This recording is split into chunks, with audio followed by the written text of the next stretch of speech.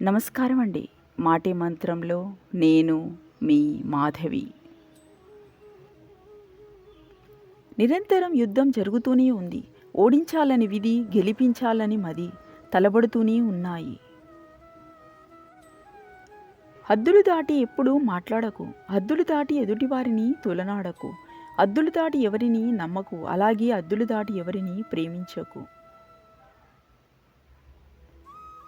మనిషికున్న బలహీనత ఏమిటో తెలుసా? తనని తాను సక్రమంగా అంచనా వేసుకోలేకపోవడం, ఇతరుల మీద అత్యంత వేగంగా ఒక అంచనాకు రావడం. ఇదే మనిషి బలహీనత. జీవితం అంటే కొన్ని ఆనందాలు, సంతోషాలు, కొన్ని బంధాలు, అనుబంధాలు, కొన్ని విరామాలు, వీడ్కోలు, కొన్ని బాధలు, విచారాలు, అన్నిటి సమ్మేళనమే మన ఈ జీవితం. అన్నిటికీ తల వంచి సర్దుకుపోవలసిందే. మనమంటే విలువలేని వారి కోసం, మన మాటంటే లిక్కలేని వారి కోసం మనం ఆరాటపడడం, ఆతృతపడడం మూర్ఖత్వం అనిపించుకుంటుందే తప్ప మంచితనం అనిపించుకోదు. మార్కెట్లో దొరికే గ్యారంటీ లేని వస్తువునైనా నమ్మొచ్చు, కానీ బయటకి మంచిగా మాట్లాడుతూ లోపట కుళ్ళు కుతంత్రం పెట్టుకొని జీవించే మనిషిని మాత్రం అస్సలు నమ్మకూడదు. బలమున్నవాడే గొప్పవాడైతే వాలిని మించిన బలవంతుడు లేడు. చదువుకున్నవాడే గొప్పవాడైతే రావణుణ్ణి మించిన పండితుడు లేడు. కానీ గుణమున్న రాముడు గొప్పవాడయ్యాడు. ఎందుకని? నీ గొప్పతనాన్ని నిర్ణయించేది నీ గుణం మాత్రమే. అందరూ అనుకుంటారు సైలెంట్గా ఉండేవారికి ఏమీ తెలియదని. కానీ వాళ్లకు తెలియని విషయం ఏమిటంటే అన్నీ తెలిసిన వారే సైలెంట్గా ఉంటారని. ఇష్టాలు మారుతూ ఉంటాయి, కానీ ప్రేమ మారకూడదు. కష్టాలు వస్తూ ఉంటాయి, కానీ నమ్మకాన్ని కోల్పోకూడదు. మాటలు మారుతూ ఉంటాయి, కానీ ఇచ్చిన మాట మరవకూడదు. ఎన్నోసార్లు కాళ్ళు అయినా అలసిపోయి విశ్రాంతి తీసుకుంటాయేమో, కానీ గుండె మాత్రం మనుషులు కొట్టే దొంగ దెబ్బలు అన్నీ తట్టుకొని చాలా గట్టిగా నిలబడుతుంది.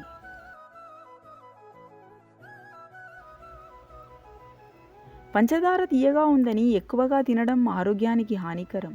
అలాగే మనుషుల మాటలు తీయగా ఉన్నాయని నీ బలం, బలహీనతలు అన్నీ పంచుకోవడం కూడా జీవితానికి హానికరమే.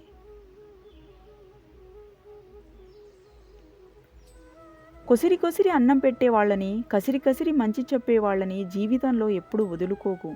అలాంటి వారు మన జీవితం నుండి ఒక్కసారి వెళ్ళిపోయారంటే మళ్ళీ ఎంత వెతికినా దొరకరు. నిజానికి వాళ్లే అసలైన మనవాళ్ళు. సంతోషానికి పొంగకు, దుఃఖానికి కుంగకు, కష్టానికి వంగకు, కన్నీళ్లకు కరుగకు, భయానికి బెదురకు, బంధాలను మరువకు, అందరినీ నమ్మకు, ఎవరికీ లొంగకు, అప్పుడు నీదే విజయం చివరకు. మనం ఎవరినైతే చాలా చులకనగా చూస్తామో వారితోనే అత్యవసరం వచ్చేలా దేవుడు చేస్తాడు. జీవితంలో అందరితోనూ అన్నిటితోనూ ఏదో ఒక టైంలో అవసరం పడుతుంది.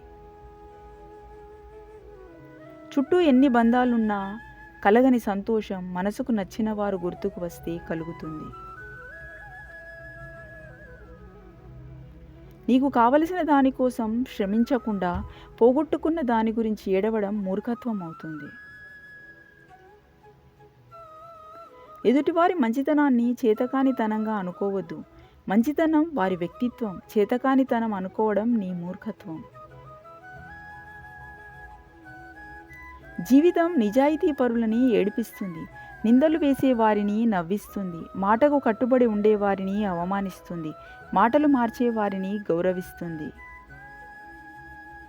తప్పుడు సంపాదన కానిది తక్కువైనా సంతృప్తిగానే ఉంటుంది. తృప్తిపడిన వారికి గంజి మెతుకులు లభించిన పరమాన్నంగానే భావిస్తారు. తప్పుడు సంపాదన తరగనంత ఉన్నా తృప్తి ఉండదు. జీవితంలో కోపం కన్నా మౌనం చాలాసార్లు మీ విలువ కాపాడుతుంది. అలాగని అన్ని చోట్ల మౌనంగా ఉండమని కాదు, మీ అవసరం లేని చోట మౌనమే మంచిది. ఉప్పుని కూరలో వేస్తే రుచి ఇచ్చింది కదా అని పాలల్లో వేస్తే పనికి రాకుండా చేస్తుంది. పదార్థాన్ని బట్టి అవసరమును, పనిని బట్టి ప్రాముఖ్యత ఉంటాయి. కనుక నువ్వు ఎంత గొప్పవాడివైనా నీ అవసరం లేని దగ్గర మౌనంగా ఉన్నప్పుడే నీ విలువ పెరుగుతుంది. మనిషికి పొగరున్నా పర్వాలేదు కానీ నటన ఉండకూడదు. కలుపుగోలుగా ఉండకపోయినా పర్వాలేదు కానీ కల్తీ స్వభావం ఉండకూడదు. ఎవరికి ఎంత చెప్పాలో అంతే చెప్పండి. వినకపోతే వదిలేయండి. వారే తెలుసుకుంటారు. దెబ్బ తగిలితే గానీ నొప్పి విలువ తెలియదు ఎవరికైనా.